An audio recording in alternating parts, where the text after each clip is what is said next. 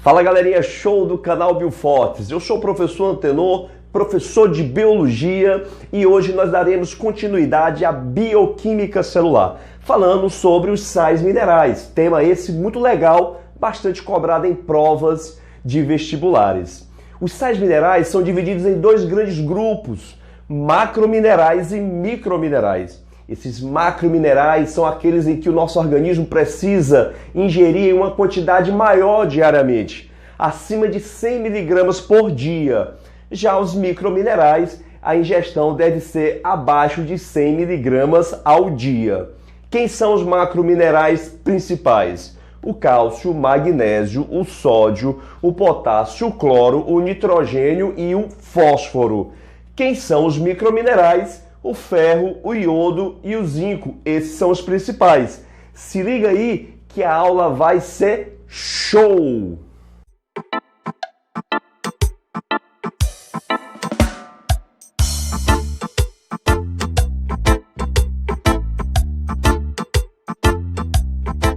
Vamos lá, galerinha, show! Agora nós vamos falar detalhadamente sobre cada sal mineral, tá bom? Eu vou passar para você a função de cada sal mineral e falando também sobre a carência dele no nosso organismo. Quais são as consequências? Esse ponto muito cobrado nos vestibulares. Vamos começar a falar primeiro sobre o cálcio. O cálcio, todo mundo aqui já sabe que ele é um componente dos nossos ossos e dos nossos dentes, junto com o fósforo, o fosfato de cálcio, beleza? Então, o cálcio é um componente essencial dos ossos e dos dentes, isso em seres humanos. É lógico que também é um componente essencial das carapaças, dos moluscos, por exemplo. Além disso, pessoal, esse cálcio é importante na coagulação sanguínea, ou seja, quando você se corta, quem vai ajudar a estancar o sangue é o cálcio, junto com a ação, é lógico, das plaquetas. Além disso, o cálcio atua também na contração muscular. Para que ocorra a contração muscular, é sim necessária a presença de cálcio. Agora eu vou passar uma dica para você legal. Vocês já ouviram falar da vitamina D, o calciferol? Então, essa vitamina D ela é essencial para que o nosso organismo consiga absorver o cálcio presente nos alimentos. E esse cálcio absorvido passe a compor os nossos ossos e dentes. Uma coisa legal é que essa vitamina D ela é produzida, por exemplo, na nossa própria pele, a partir da interação da pele com os raios ultravioleta. Daí a importância de você pegar luz solar, tomar o famoso banho de sol para ativar a produção de cálcio na sua pele a partir do colesterol presente no seu corpo. Olha só que informação legal. Só se fala que colesterol é coisa ruim, mas o colesterol é essencial para a gente. Por exemplo, na produção da vitamina D, do calciferol. Legal? Agora, esse cálcio no nosso organismo, como eu te falei, os vestibulares cobram bastante a relação da carência desses íons no nosso organismo. A carência de cálcio, por exemplo, em crianças, pode provocar o raquitismo em crianças. A carência de cálcio associada a questões hormonais, em especial a mulheres no período da menopausa, porque tem uma queda no hormônio chamado de estrogênio e progesterona, em especial o estrogênio. Isso faz com que as mulheres tenham uma descalcificação dos ossos, conhecida como osteoporose. E pessoas adultas, no caso já idosas, poderão também ter uma perda acentuada dessa massa óssea, gerando deformações no seu esqueleto. Isso é chamado de osteomalácia. Vamos repetir? Então, a carência do cálcio em crianças gera o raquitismo. Professor, o que é o raquitismo? Os ossos ficam mais amolecidos pela carência de cálcio e acaba o indivíduo tendo malformações em seu esqueleto. Osteoporose não tem a ver somente com a carência de cálcio, tem a ver também com questões hormonais, em especial nas mulheres, pela questão da menopausa, em que a mulher deixa de produzir o hormônio estrógeno, beleza? E osteomalácia é uma perda acentuada de cálcio em homens e mulheres na idade já avançada, em idosos, que gera malformações em seu esqueleto ósseo. Beleza? Então já falamos sobre o cálcio. Agora bata aí um print, pause o vídeo, faça suas anotações e vamos seguir. Vamos lá. O próximo íon que nós vamos estudar aqui, pessoal, na verdade são dois íons associados. Nós vamos estudar o sódio, que a gente vai representar aqui por Na, e o potássio. O potássio que a gente vai representar aqui por K. Eu vou dar para você aqui a principal função de cada um desses íons no nosso organismo. Por exemplo, quando se fala de sódio, pessoal, o sódio é o sal. É o principal íon, o principal sal em nosso organismo. O principal íon positivo no nosso organismo é o sódio. Então, quando se fala de sal, você lembra de quem? De água. Para onde o sal vai, a água vai atrás.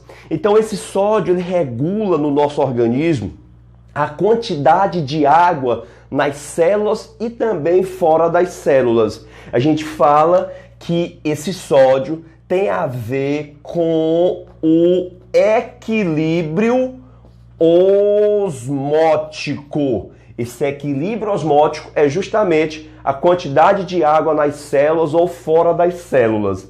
Legal? Só lembrando que pessoas que ingerem sal de forma excessiva, associada com outros fatores, não é só a ingestão de sódio, mas tem outros fatores, isso pode promover no indivíduo a hipertensão, que é a pressão arterial elevada, que é a principal causa de morte por infarto no miocárdio, ou seja, de infarto no coração, hipertensão, beleza? Já a questão aqui do potássio, esse potássio, ele é o principal íon positivo no interior das células e ele é essencial, ele é fundamental para a respiração celular. Então a gente vai associar potássio, pessoal, com a respiração celular. Mas geralmente, só de potássio nos vestibulares, eles vão associar com um mecanismo chamado de bomba de sódio e potássio. Procura aí nos vídeos, lá na playlist Citologia, que você vai encontrar uma aula fantástica sobre a bomba de sódio e potássio. Então, quando se fala de sódio e potássio, você vai lembrar que aqui nós temos uma célula e que pela bomba de sódio e potássio, a célula mantém mais sódio fora dela. Eu não vou entrar aqui nos detalhes da bomba de sódio e potássio. E mais potássio no seu interior. Por que mais potássio dentro da célula? Porque ele é essencial para a respiração celular. Por que mais sódio fora? Porque ela já tem potássio positivo. Se tiver também potássio positivo dentro, a célula vai ficar muito concentrada, muito soluto. Isso vai fazer com que ela absorva muita água e acabe rompendo a sua membrana plasmática. Então o que a célula faz? A célula expulsa o sódio por transporte ativo e pega o potássio por transporte ativo. Então, na bomba de sódio e potássio, existe mais sódio fora da célula, ou seja, no meio extracelular, e mais potássio dentro da célula, no meio intracelular. Professor, qual é a importância disso? É que nós vamos gerar na membrana plasmática, pessoal, uma DDP. Fora vai ficar positivo e dentro vai ficar negativo. Ou seja, você diz que a membrana plasmática, a MP, ela ficou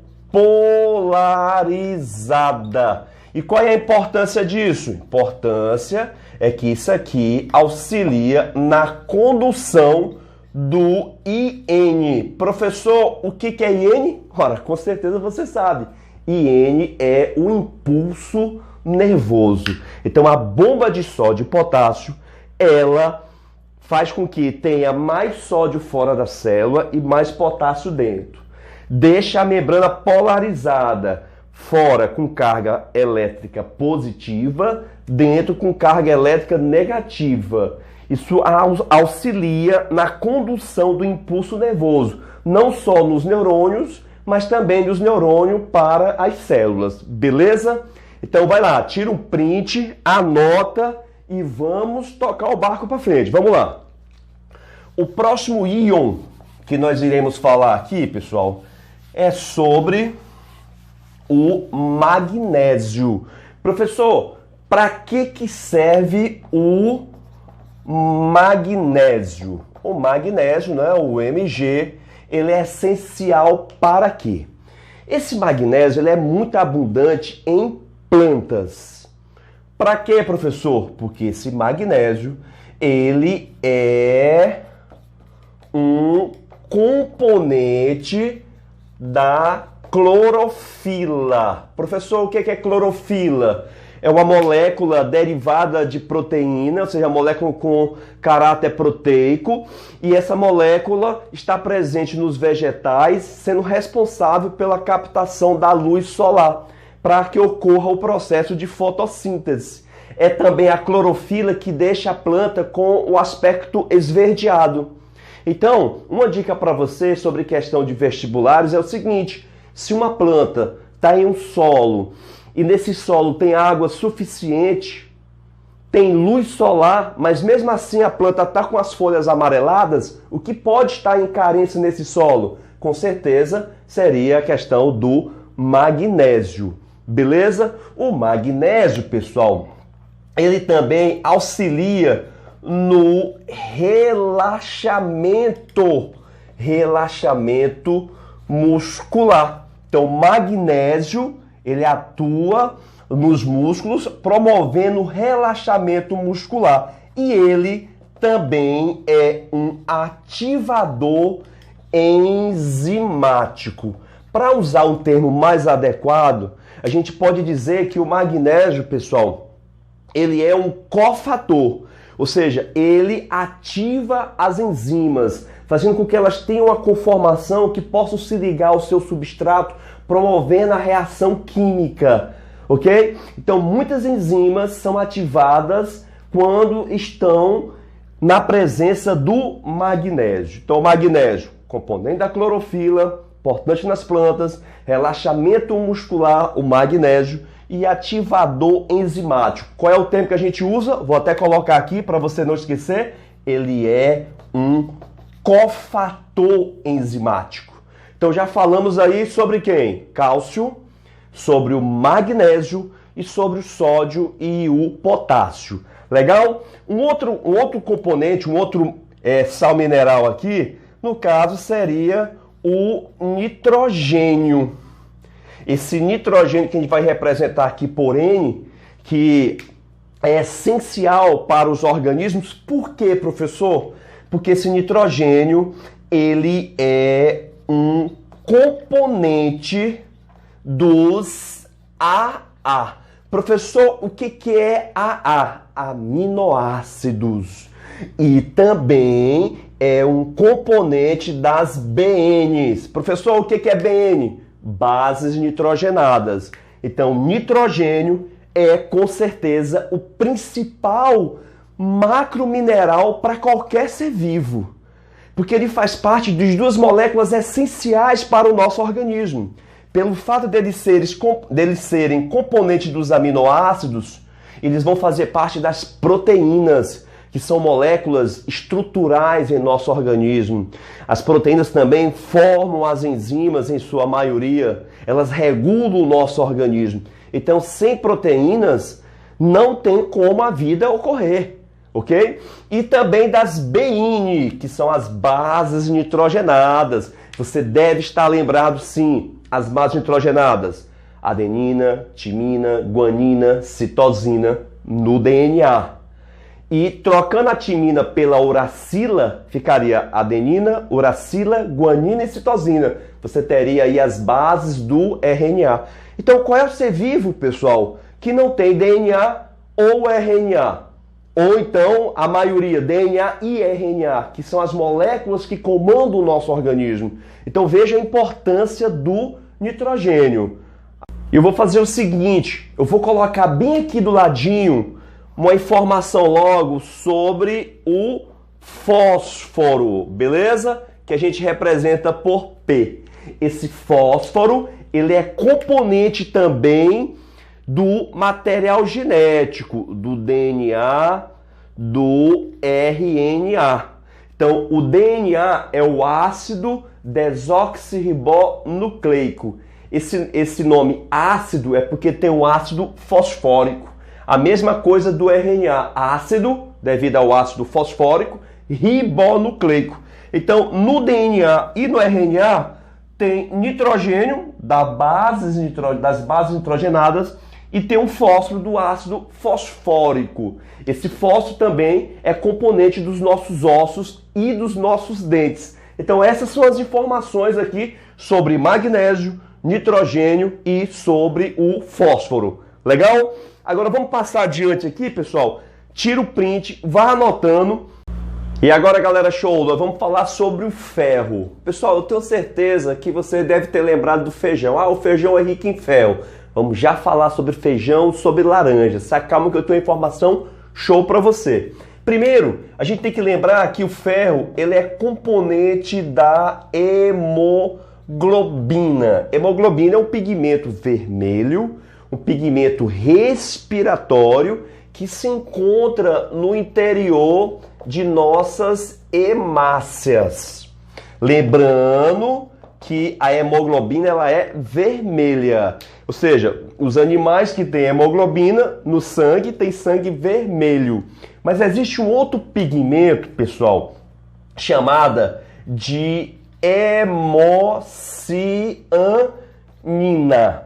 Essa hemocianina, em vez dela ter ferro em sua estrutura, ela tem o cobre. E essa hemocianina, ela é um pigmento azul.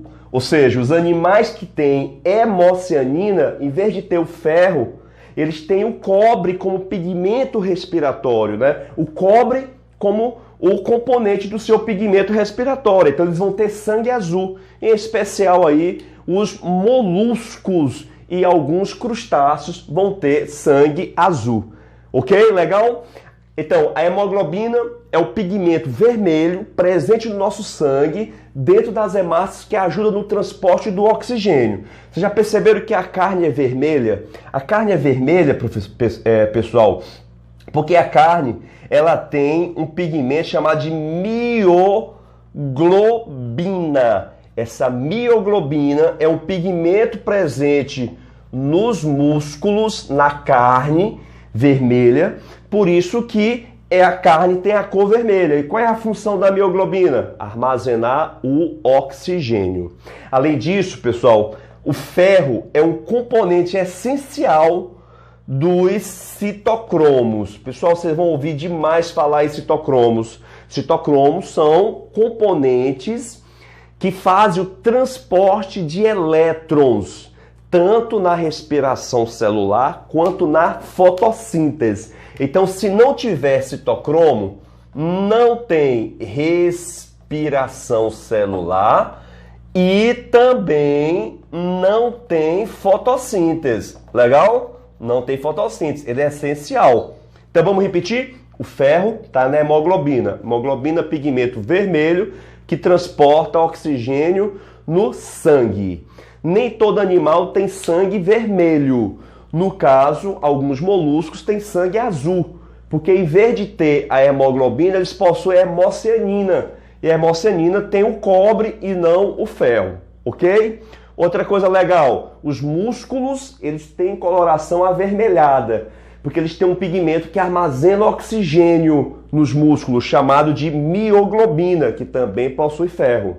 Quem transporta os elétrons na fotossíntese e na respiração são os citocromos. Citocromos são necessários para a respiração e para a fotossíntese. Pessoal, e se uma pessoa tiver uma carência de ferro no organismo? ele vai ter anemia, chamada de anemia ferropriva, porque existem vários tipos de anemia. Tem uma anemia genética chamada de anemia falciforme. Então a carência de ferro é a anemia ferropriva, que faz com que a pessoa transporte menos oxigênio no sangue, porque ele vai ter menos hemoglobina para transportar esse oxigênio. Consequentemente, se cansa mais rapidamente, fica mais sonolento, mais preguiçoso, com mais dificuldade na aprendizagem. Por isso que é interessante uma alimentação rica em ferro. E por falar em alimentação rica em ferro, se fala muito em feijão rico em ferro. Sim, o feijão é rico em ferro. Só que o feijão, pessoal, ele possui o ferro 3+. Essa forma aqui do ferro 3+, presente nos vegetais, ela não é de fácil absorção pelo nosso organismo. Ela precisa ser oxidada no ferro 2+. Esse ferro 2+, é o ferro que está presente no nosso organismo. Aqui formando, por exemplo, os músculos. Agora, vocês já perceberam que junto com a feijoada se tem laranja, abacaxi? Lembre-se que laranja e abacaxi são alimentos ricos em vitamina C. E qual é a importância disso, professor? É que essa vitamina C, ela auxilia nessa conversão do F3+ para o F2+, que é a forma mais fácil de ser absorvida e incorporada pelo nosso organismo. Por isso que é importante a ingestão de vitamina C, de frutas e de verduras no teu dia a dia. Agora vale a dica, se você está com anemia, em especial as mulheres, porque menstruam todo mês geralmente, então perde sangue, tem mais facilmente anemia, então se você está com anemia, faça a ingestão de carnes vermelhas e de fígado, que são os alimentos com maior teor de ferro, e olha só, com F2, que é a forma mais fácil de ser absorvida pelo nosso organismo. Legal? Então tira o print, anota essas informações, pausa o vídeo, anota, porque agora vamos falar dos 2 últimos microminerais. Vou apagar aqui para a gente falar sobre o iodo e sobre o zinco. Então vamos lá. Quando a gente fala do iodo, o iodo hoje ele já está presente por lei federal no sal de cozinha. Então o sal de cozinha ele já é iodado. Então esse iodo, pessoal, ele é um componente dos hormônios daquela glândula que tem aqui no nosso pescoço, dos hormônios da tireoide, que são os hormônios T3 e T4. T3 é o triiodotiroxina e o T4 é o tetraiodotiroxina ou simplesmente tiroxina. Esses hormônios são essenciais para manter o nosso metabolismo basal, ou seja, o nosso corpo funcionando de forma normal, beleza? Pessoas que têm uma baixa ingestão em iodo, eles podem ter um aumento, né, uma hipertrofia dessa tireoide. Aí você tem o aumento aqui do volume do pescoço, forma um papo. Isso aí, pessoal, é chamado de bócio endêmico, ou então também chamado de bócio carencial. Então, o bócio endêmico, que resulta no aumento do volume da tireoide. Por que ela aumenta o volume? Ela aumenta para aumentar a área de absorção de iodo presente na tua alimentação. Então, esse aumento é chamado de bócio endêmico. Não confunda o bócio endêmico com o bócio exoftálmico. Ou seja, a tireoide ela também pode aumentar bastante, mas não pela carência de iodo, pode ser pelo excesso de hormônio T3 e T4. Ou seja, quando o indivíduo tem uma desregulação na tireoide, ela pode produzir hormônios em excesso, armazenar esses hormônios e aumentar o volume. É também chamada de bócio. Só que não é bócio endêmico, não é bócio carencial, é bócio exoftálmico. Legal? E o nosso último íon que nós vamos falar aqui é sobre o zinco. Esse zinco, pessoal, é um cofator de enzimas da digestão. Então, várias enzimas que atuam na digestão no nosso estômago e no nosso intestino, elas são ativadas pelo zinco. Então, o zinco faz parte de enzimas da digestão. Além disso, o zinco, ele atua na questão imunológica, na produção de anticorpos. E o zinco, ele é um antioxidante. Ajuda aí, por exemplo, a combater os radicais livres, que são moléculas instáveis, responsáveis, por exemplo, pelo envelhecimento celular.